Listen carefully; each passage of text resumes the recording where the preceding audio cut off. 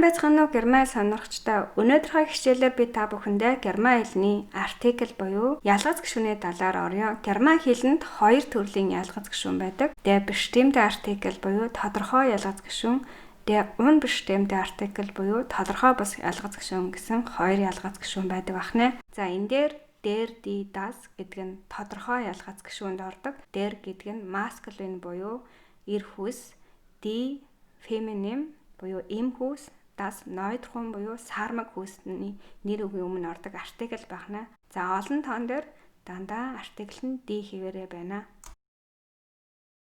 Энэ слайдн дээр der bestimmte артикл буюу тодорхой ялгац гишүүний талаар жишээ өгүүлбэрүүд байна. Тодорхой ялгац гишүүнийг ямар тохиолдолд хэрэгэлдэг вэ гэвэл та ямар нэгэн зүйлийг талаар яг өөрөө хэнийг юуг яг мэдэж байгаа тохиолдолд та энэ ялгац гишүүнийг урд нь нэр үгийнхаа өмнө авдаг байх нэ. Герман хэлэнд бүх нэр үг урдаа артикл авдаг, нэр үг нь томоор бичдэг. Жишээлх юм бол энэ дээр der Mann тэр эрэгтэй гэсэн. Das ist der Mann. Тэр бол энэ бол тэр эрэгтэй гэсэн жишээ өгүүлбэр байна. Энэ болохоор тэр эрэгтэй гэдэг нь та тэр хүнийг мэддэг, яг ямар эрэгтэйгийн талаар ярьж байгаа мэдж байгаа тохиолдолд der Mann гэж хэлэх юм. Хоёр дахь жишээн дээр Das ist die Frau. Энэ бол тэр эмэгтэй. Тэр эмэгтэй Julia Roberts. Das ist das Kind. Энэ бол тэр хүүхэд гэсэн жишээ байна. За дөрөв дэх жишээ нь болохоор олон тоо байна. Das Kind гэдэг нь олон тоон дээр Kinder гэдэг ER дагавар авдаг байх нэ. Энэ бол тэр хүүхдүүд гэсэн жишээ өгүүлбэр байна. Der unbestimmte артикл тодорхой бус ялгац гишүүн ein гэсэн үгээр илэрхийлэгдэх байх нэ.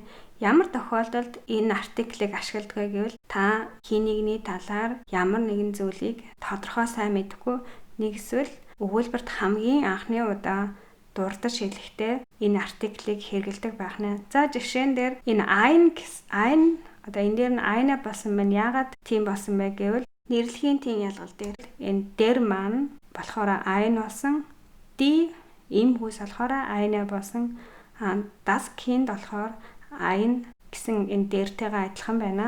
За das ist ein Mann энэ бол нэгэн эрэгтэй хүн гэсэн жишээ байна. Эхний одоо өгүүлбэрт хэлэхдээ ингэж хэлээд дараагийнхаа өгүүлбэрт тодорхой артикла хэрэглээд явж бас болно. Das ist eine Frau. Энэ бол нэгэн эмэгтэй. Das ist ein Kind. Энэ бол нэгэн хүүхэд гэсэн жишээ өгүүлбэр байна. Энэ слайдн дээр буцаад der bestimmte артикл буюу тодорхой ялгац гишүүний жишээ байна.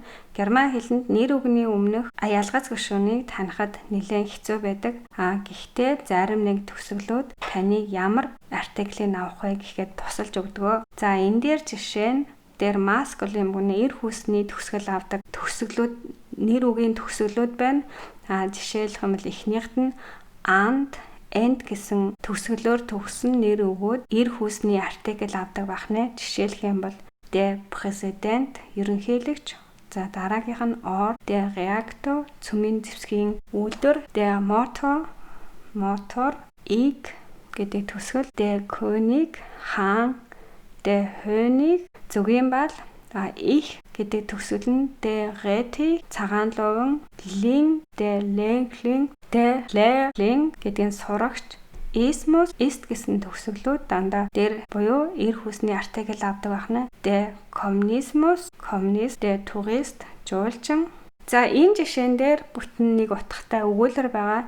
Энэ өгүүлбэрийг чийжлснээр энд байгаа бүх төгсгөлүүд орсон байгаа. За энэ жишээн дээр эхлээд шууд уншчихъя. Der König Heinrich und Präsident fährt mit seinem Lehrling auf dem Traktor direkt in den Kommunismus. За энэ жишээ нь болохоор der König Heinrich гэдэг хаан бас ерөнхийлөгч, fährt гэдэг нь fahren гэдэг үглэг явах гэсэн унаагаар явах. Seinem Lehrling сурагчтайгаа хамт auf dem Traktor дээр direkt шууд хаашаа бүхийн шууд коммунизм руу явж гинэ гэсэн жишээ байна.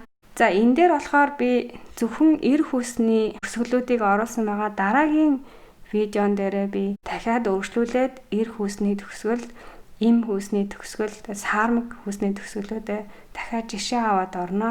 Энэ хичээлээ үгээр дуусгая. За баяртай. Миний сувгийг дагаад дэмжихээ мартваа. Баяртай. Чүс.